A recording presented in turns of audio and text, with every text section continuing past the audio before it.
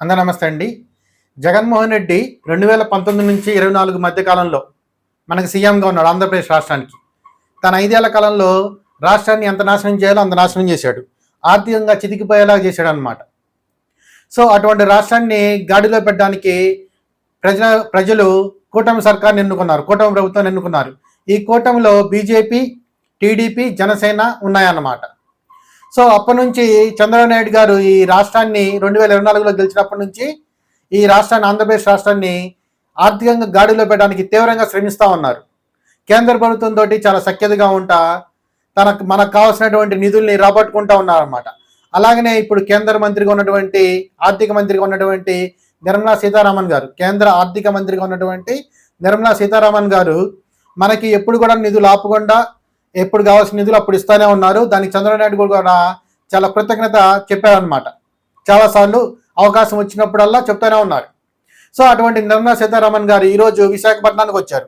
ఎందుకు వచ్చారండి అంటే నెక్స్ట్ జనరేషన్ జిఎస్టీ అనే దాని మీద, నెక్స్ట్ జనరేషన్ జిఎస్టీ రీఫార్మ్స్ అంటే కొత్త రకం ఆర్థిక సంస్కరణలు, కొత్త తరం ఆర్థిక సంస్కరణలు.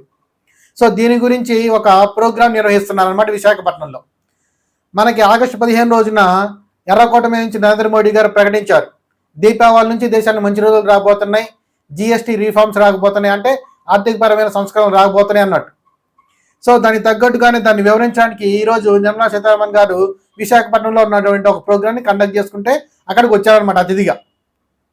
సో ఆ వచ్చిన సందర్భంగా ఆవిడ కొన్ని వ్యాఖ్యలు చేశారు. అంటే ఈ జిఎస్టీలో ఏమేంటి ఇంపార్టెంట్ ఏంటి, అంతకుముందు ఎలా ఉండేది, ఇప్పుడు ఎలా ఉంది, ఇక రాబోయేది ఎలా ఉంటుంది, అంటే కాంగ్రెస్ గవర్నమెంట్ ఉన్నప్పుడు ఎలా ఉంది 2004 నుంచి 2014 దాకా, 2014 నుంచి 2017 దాకా, అంటే ఇది బీజేపీ సర్కార్ అనుకోండి. కాకపోతే జిఎస్టీ గురించి కసరత్తు చేశారు.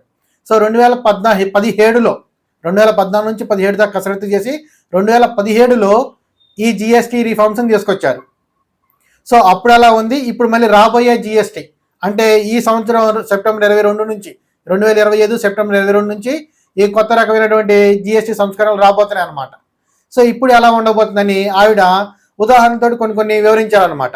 అందులో కొన్ని ఇంపార్టెంట్ పాయింట్స్ మీతో చెప్దామని చెప్పేసి నేను వీడియో చేస్తున్నాను. సో 2004 నుంచి 2014 దాకా మనకి 17 రకాలైనటువంటి పన్నులు ఉండేవి, 17 రకాల పన్నులు ఉండేవి. అందులో 8 రకాలైనటువంటి సెస్సులు ఉండేవి. అంటే అప్పుడు కాంగ్రెస్ గవర్నమెంట్ ఉంది. సో వాళ్ళు జిఎస్టీ తీసుకొస్తాం అన్నారు, కానీ ఎవరు తీసుకొని రాలేదు. అప్పుడు నరేంద్ర మోడీ గారు కూడా ఈ జిఎస్టీని వ్యతిరేకించారని చెప్పి ఇప్పుడు ప్రచారం చేస్తారని కొంత వాస్తవం ఉంది. ఎందుకంటే ఈ జిఎస్టీ అనేది ఏంటండి అంటే ఒక దేశం ఒకటే పన్ను. అంటే అంతకుముందు కాంగ్రెస్ గవర్నమెంట్ ఉన్నప్పుడు ఎలా ఉండేదంటే రకరకాల రాష్ట్రాల్లో రకరకాల పన్నులు ఉండేవి. ఇప్పుడు ఒక సొబ్బు ఇక్కడ 10 రూపాయలు అయితే ఇంకో దగ్గర 12 రూపాయలు ఉండేది, ఒక దగ్గర 8 రూపాయలు ఉండేది, ఇలా రకరకాలు ఉండేది అనమాట. సో దీని అంతటినీ కూడా ఒక దేశం ఒక పన్ను విధానాన్ని తీసుకురావాలని చెప్పేసి అప్పుడు కాంగ్రెస్ గవర్నమెంట్ మాటలు చెప్తా ఉన్నారు. అలా తీసుకురావాలంటే వాళ్ళు స్టేట్ గవర్నమెంట్స్ కూడా కలుపుకొని వెళ్ళాలి. సో వాళ్ళకు వచ్చేదంతా పోయేదంతా ఇవన్నీ వివరంగా చెప్పి వాళ్ళందరినీ ఒప్పించాలి. ఇందులో కాంగ్రెస్ అనేది ఫెయిల్ అయ్యింది. అందుకని అప్పుడు నరేంద్ర మోడీ గారు వ్యతిరేకించారని చెప్పి నిర్మలా సీతారామన్ గారు చెప్పారు దానికి సంజయ్షిగా. సరే ఇప్పుడు ఆ విషయం కొంచెం అలా పక్కన పెడితే, సో మొత్తానికి 2014లో ఈ కాంగ్రెస్ గవర్నమెంట్ పోయింది, మోడీ సర్కార్ వచ్చింది. సో వచ్చిన తర్వాత ఈ జిఎస్టీ గురించి కసరత్తు చేసి 2017లో దాన్ని ప్రవేశపెట్టారు. ఎట్లయితేనేమి అప్పుడు 4 రకాల స్లాబులు ఉండేవి. అంతకుముందు మనకి 17 రకాలు ఉండేవి, 8 రకాల సెస్లు ఉండేవి. సో మొత్తాన్ని దాన్ని ఇప్పుడు ఏం చేశారండి అంటే 4 రకాలు తీసుకొచ్చారు. 5%, 12%, 18%, 28%, 5%, 12%, 18%, 28%, ఈ విధంగా పన్నులు విధించారనమాట. అంటే కొన్ని రకాల వస్తువులకి 5%, కొన్నిటికి 12%, కొన్నిటికి 18%, కొన్ని రకాల వాటికి 28% చేశారు. సో 17 రకాలైనటువంటి పన్నులు ఇప్పుడు 4 రకాలు వచ్చేసాయి అనమాట. సో దీంతో ఏ ప్రోడక్ట్ ఏ రాష్ట్రమైనా సరే ఒకటే రకమైన ప్రైస్కి అమ్ముడిపోతుంది. అంటే కన్ఫ్యూజన్ ఉండదన్నమాట జనాలకు కూడాను. సో ఈ విధంగా చేసుకుంటూ వచ్చారు. అది 2017లో అప్పుడు సీతారామన్ గారు లేరనమాట ఆర్థిక మంత్రిగా, అరుణ్ జైట్లీ గారు ఉన్నారు, ఆయన చేశారు. దాన్ని సీతారామన్ గారు కూడా అలానే కొనసాగిస్తూ వచ్చారు. ఇప్పుడు ఈవిడ హయాంలో దాన్ని 2 స్లాబులుగా విభజించారు. అదేంటండి అంటే 5%, 18%. కేవలం 2 స్లాబులు అనమాట, 5, 18. ఇది చేసింది ఇప్పుడు ఈవిడ నిర్మలా సీతారామన్ గారి ఆధ్వర్యంలో. సో దాదాపు 90%, అంటే 5%, 18% మిగతా అన్ని ప్రోడక్ట్స్ మ్యాక్సిమం అన్నీ కూడా 18% వేయలేదు. దాదాపు 90% వస్తువులన్నీ కూడాను 5%లోకి వచ్చేటట్టు తీసుకొచ్చారు. దీనివల్ల పూర్ పీపుల్కి, మిడిల్ క్లాస్ ఫ్యామిలీస్కి చాలా ఉపయోగకరంగా ఉండింది. సో ఇదే ఈవిడ చెప్పారనమాట. ఒకప్పుడు ఎవరైనా సరే ఒక ఇల్లు కట్టుకొని ఆ తర్వాత పెద్ద కొడుకో చిన్న కొడుకో పెళ్ళయ్యి వాళ్ళకి పైన ఒక ఫ్లోర్ వేయాలన్నా, పైన ఒక ఇది వేయాలన్నా కానీ దానికి రకరకాల ట్యాక్స్లు ఉండేవి, రకరకాల ఇది ఉండేది అనమాట. ఇప్పుడు అంత లేదు. అంటే ఒకప్పుడు సిమెంట్ మీద మనకి 30% జిఎస్టీ ఉండేది, ఇప్పుడు అది 18% తీసుకొచ్చారు. సో దీనివల్ల చాలా వరకు కాస్ట్ అనేది తగ్గడానికి అవకాశం ఉండేది అనమాట. సో ఈ విధంగా ఆవిడ కొన్నిటి మీద ఏ విధంగా అంతకుముందు ఎలా ఉండేది, ఇప్పుడు ఎలా ఉంది అనేది ఆవిడ కొన్ని లిస్ట్ చెప్పారనమాట. అది మీకోసం నేను వినిపిస్తాను. సిమెంట్ అనేది యూపీఏ గవర్నమెంట్ ఉన్నప్పుడు 30% ఉంది, ఇప్పుడు అది 18%కి వచ్చింది. టీవీలు, ఫ్రిడ్జ్లు, వాషింగ్ మిషన్లు, ఇటువంటి ఎలక్ట్రానిక్ వస్తువులు అన్నీ కూడా గృహోపకరణాలు, గృహాల్లో వాడుకునేవి కావచ్చు, గృహోపకరణాలు కావచ్చు, అప్పుడు 30% ఉంది, ఇప్పుడు అది కేవలం 18%కి వచ్చింది.